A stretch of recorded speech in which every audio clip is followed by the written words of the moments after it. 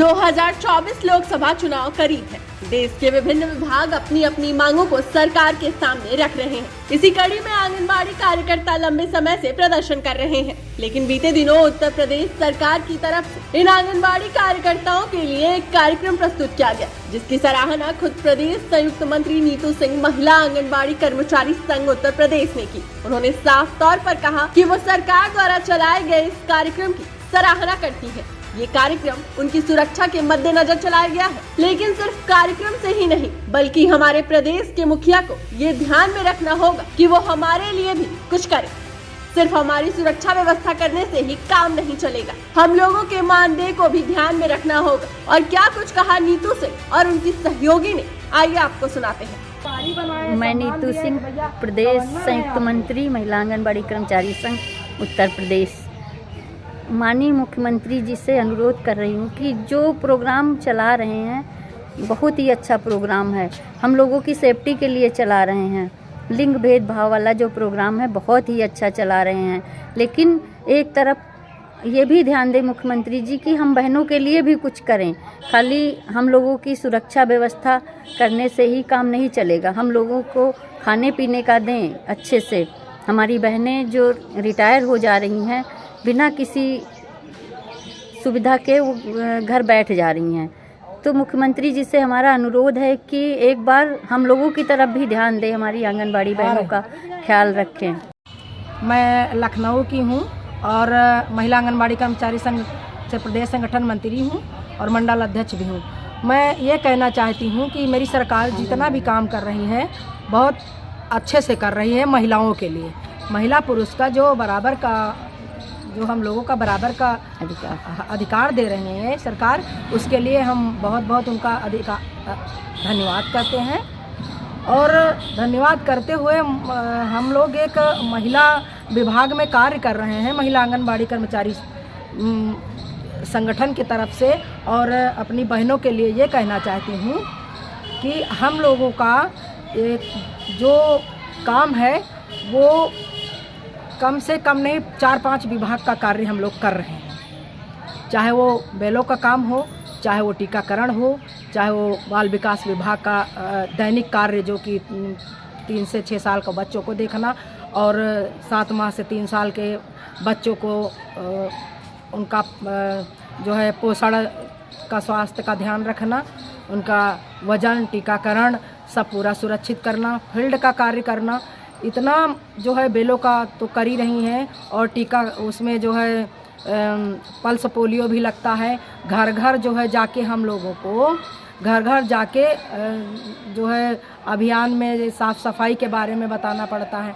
इतना ज़्यादा कार्य होने के बावजूद पता नहीं क्यों मेरी सरकार का ध्यान, मेरे मुख्यमंत्री का ध्यान, मेरे प्रधानमंत्री का ध्यान हम महिला विभाग महिलाओं की तरफ नहीं जा रहा है, जबकि हम लोग इतना लाख के बराबर जो है लेटर के माध्यम से, ज्ञापन के माध्यम से, धरने के माध्यम से, बैठकों के माध्यम से हम लोग अपने हक के लिए जो है अनुरोध करते रहते हैं बराबर, लेकिन हम लोगों की एक नहीं सुनी जा रही है। ये हमारी योजना आंगनबाड़ी की योजना सन 75 की है, 1975 की है, तो कोई भी अभी विशेष बदलाव नहीं किया गया हमारी महिलाओं के लिए।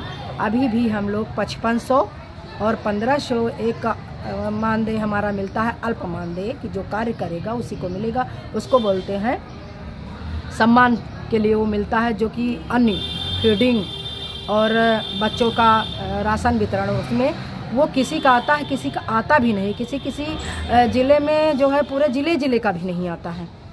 और एक कार्य हम लोगों का कितने सन 2000 लगभग 11-12 से लगभग सोच लीजिए कि जो पद खाली हुए हैं और जो रिटायर हुए हैं और जिन पे जो है कार्यकर्त्रियाँ जी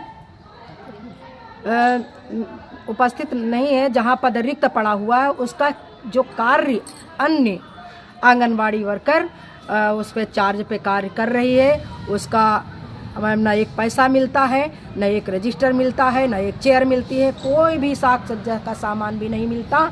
एक पैसा भी नहीं मिलता है। मैं अपनी सरकार से ये अनुरोध करना चाहती हूँ, आपके माध्यम से ये बात वहाँ जाए, और ज्ञापन में दे भी चुके हैं।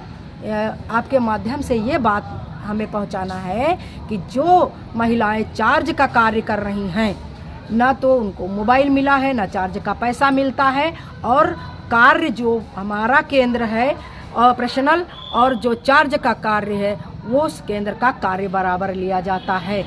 एक प्लेन कागज तक नहीं मिलता है उस कार्य के लिए। अपने पास से रजिस्टर, अपने पास से बैठना, अपने पास से टाट पट्टी, अपने पास से दरें, सारी व्यवस्था करनी पड़ती।